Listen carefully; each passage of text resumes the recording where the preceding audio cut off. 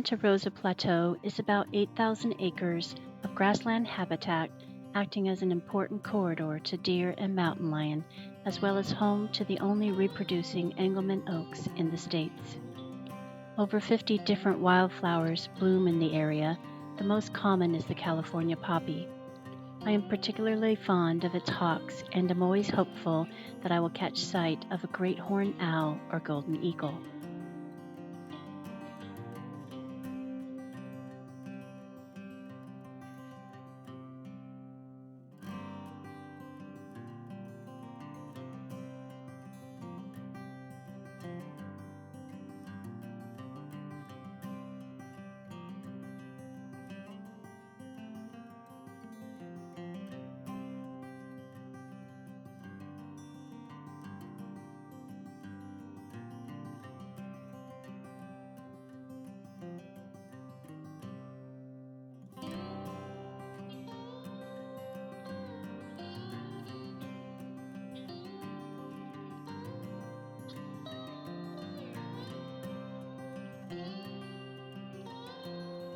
Every day, coming home from work, I take the slightly longer way home so that I can drive through the plateau and experience the sight that no matter how many times I see it, always it takes my breath away.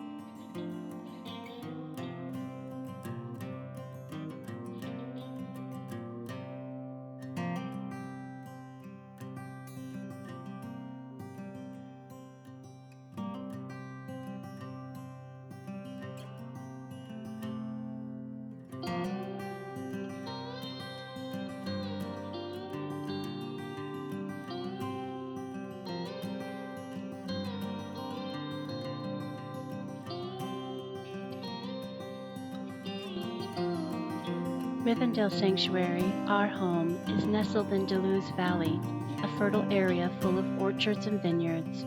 Sumac and oak trees are ever present, even as you pull into the sanctuary and begin your trek up its dirt road.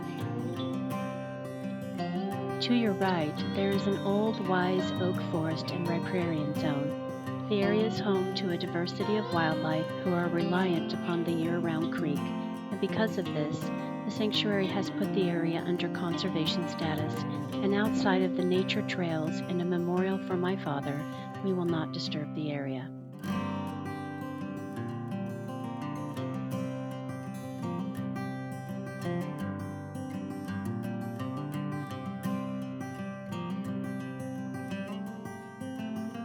Paul and I often begin our day very differently.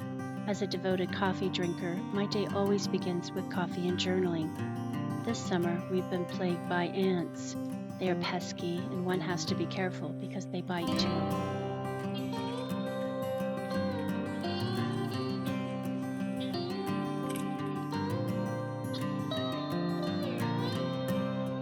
There are always outdoor chores to tend to. During the work week, Paul waters the gardens. On the weekend, it's my turn. We recently finished the gravel area around the left side of the greenhouse.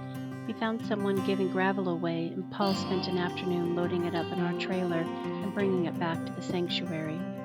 I watch Facebook Marketplace closely, and I'm always excited when I see something that the sanctuary can use posted for free.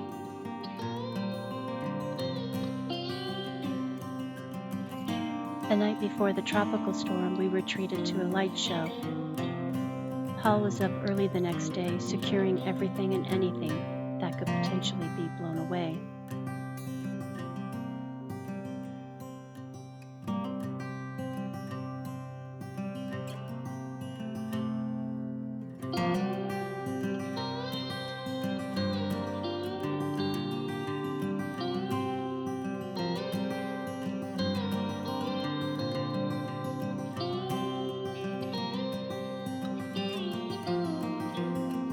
The storm was at first gentle, but as the day progressed, it became more serious. We suffered some structural damage, and our road that had been previously repaired is once again in disrepair.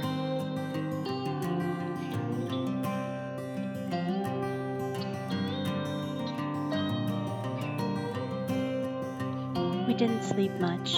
At some point during the night, the creek became very loud, and I wondered how our forest was doing. Nature never ceases to amaze me. The following morning, the creek had slowed down, and while we lost some large branches, all trees remained.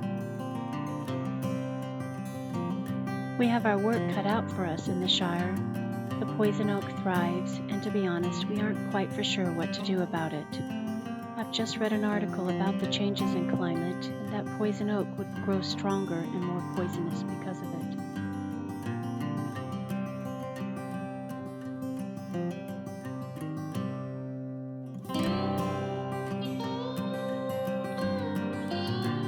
After the storm, we discovered our second rattlesnake on the property.